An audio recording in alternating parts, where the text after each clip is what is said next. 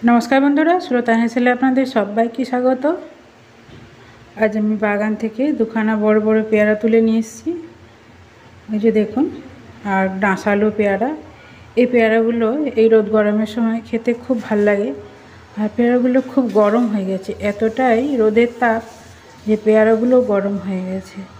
তাই পরিষ্কার করে ঠান্ডা জলে ধুয়ে নিচ্ছি আর ঠান্ডা জলে কিছুক্ষণ ভিজিয়ে রাখছি যাতে পেয়ারাগুলো ঠান্ডা হয়ে যায়। এবার পেয়ারাটা তুলে নিলাম। আমার এই রেসিপিটি আপনাদের যদি ভালো লাগে তাহলে লাইক আর সাবস্ক্রাইব করতে ভুলবেন না যেন। এই গরমের সময় পেয়ারা মাখা খেতে খুব ভাল লাগে, যেমন আম মাখাও ভাল লাগে তেমনি পেয়ারা মাখাও ভাল লাগে। তাছাড়া পেয়ারাতেও প্রচুর পরিমাণে ভিটামিন আছে। অন্যান্য ফল যখন অনেক খাবেন তখন সব ফলেরই ভিটামিন এই পেয়ারার মধ্যে রয়েছে। তাই পেয়ারা একটা খেলেই প্রচুর পরিমাণে ভিটামিন আমরা পেয়ে থাকি। তাছাড়া পেয়ারা খেলে আমাদের দাঁতও ভালো থাকে। দাঁতে পেয়ারার রস থেকে দাঁতের ভিটামিন হয়। পেয়ারাগুলোকে আমি এরকম করে কেটে নিচ্ছি লম্বা লম্বা করে। আর পেয়ারাটা একটু খুব শক্ত নয়, পেয়ারাটা একটু নরমের দিকে আছে। এইরকম ডাঁশালো পেয়ারাই খেতে ভালো, মাখা করে খেতে খুব ভালো লাগে। আর এই রকম নরম নরম পেয়ারাকে বা ছোটো বাচ্চাদের দিলেও তারাও খেয়ে নিতে পারবে। আর পেয়ারা তো সবারই প্রিয়। আম মাখা যেমন সবার প্রিয়, এই গরমে যেমন পেয়ারা মাখাও সবার প্রিয়। এরপর আমি কিছু লঙ্কার গুঁড়ো তৈরি করব, নুন লঙ্কার গুঁড়ো। তাই এখানে আমি শুকনো লঙ্কা নিয়ে নিচ্ছি। শুকনো লঙ্কাগুলো আমি খুব ভালো করে শুকনো করে নিয়েছি রোদে। এরপর 2 চামচ নুন দিয়ে দিচ্ছি আর তার সাথে দিয়ে দিচ্ছি গোটাগত গোলমরিচ। গোলমরিচটা দিলে খেতে ভালো হবে। তাই গোলমরিচ আর নুন একসাথে দিয়ে দিলাম আর শুকনো লঙ্কা দিয়ে ভালো করে পিষে নেব।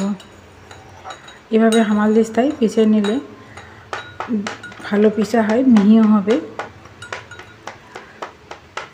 তবে এখন কালারটা আসবে না, এর মধ্যে আবার যদি কাশ্মীরি লঙ্কার গুঁড়ো দেওয়া হয় তবে কিন্তু কালারটা আসবে। এরপর আমি একটা বাটিতে ঢেলে নিচ্ছি।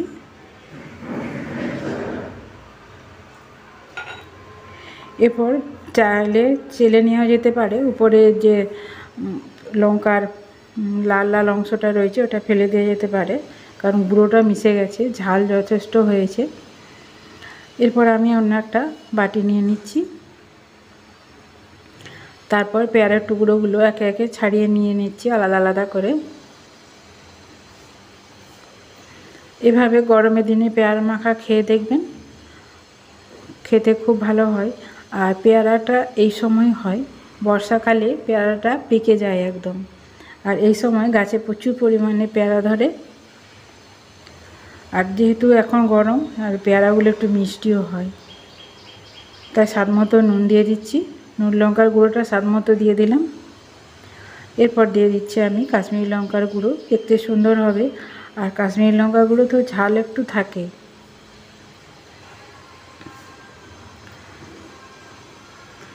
এরপর সামান্য একটু সরষের তেল দিয়ে দিলাম, খুবই সামান্য তেল দিলাম যাতে পেয়ারার গায়ে লঙ্কা গুঁড়োটা আটকে থাকে। এরপর খুব ভালো করে মিশিয়ে নেব। আর ঠিক যখন খাবে সবাই তখন এইভাবে মশলাটা মাখিয়ে নিতে হবে। নুনটা দিলে পেয়ারা ভিজিয়ে রাখলে পেয়ারা থেকে জল কেটে যেতে পারে, তাই সঙ্গে সঙ্গে খেতে হবে। সঙ্গে সঙ্গে সবাই যখন খাবে তখন নুন লঙ্কাটা মাখাতে হবে। আর পেয়ারাকে কেটে রেখে দিলে দেখবেন পেয়ারা কালো হয়ে যায়। পেয়ারায় প্রচুর পরিমাণে আয়রন আছে, তাই আলুর মতনই কেটে রেখে দিলে এটা কালো হয়ে যাবে। খুব ভালো করে দেখুন মাখিয়ে নিচ্ছি, প্রতিটা গায়ে খুব ভালো করে মশলাটা লেগে থাকছে। গোলমরিচের গুঁড়োগুলো আটকে থাকছে দেখুন। এটা দুটো একসাথে হয়ে গেছে, তাই আমি আলাদা করে নিচ্ছি। এই পর্যায়ে এসে বলি, যেসব বন্ধুরা এত দূর পর্যন্ত এসেছেন তাদেরকে জানাই অসংখ্য ধন্যবাদ। আর তারা যদি একটা লাইক দিতে ভুলে গেছেন, প্লিজ একটা লাইক দিয়ে দেবেন।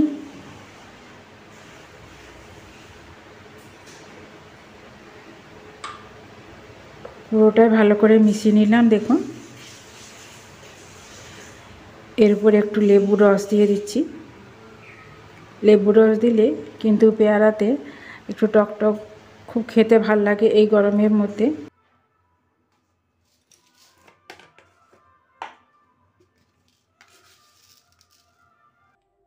এর উপর দিয়ে দিচ্ছি সামান্য একটু চিনি।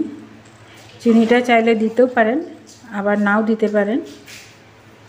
আমি দিলাম চিনিটা। লেবুর রসের সঙ্গে চিনি দিলে কিন্তু এর স্বাদটা আরও ভালো হয়। দিয়ে আবারও ভালো করে মিশিয়ে নিচ্ছি।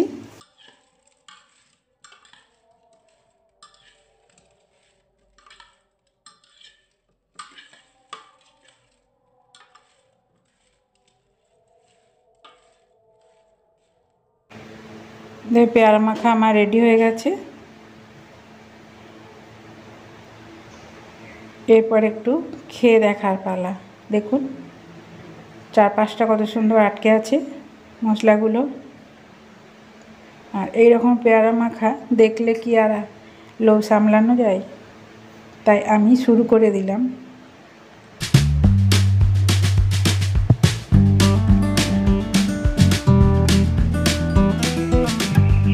একটা খেলে আরেকটা খাবার ইচ্ছা জাগে, তাই আবারও একটা আমি তুলে নিচ্ছি।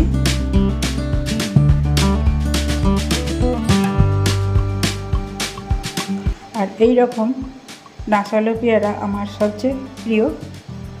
আপনাদের কাদের কাদের এরকম পেয়ারা মাখা খেতে ভালো লাগে কমেন্টে জানাবেন। আপনারা সবাই ভালো থাকবেন।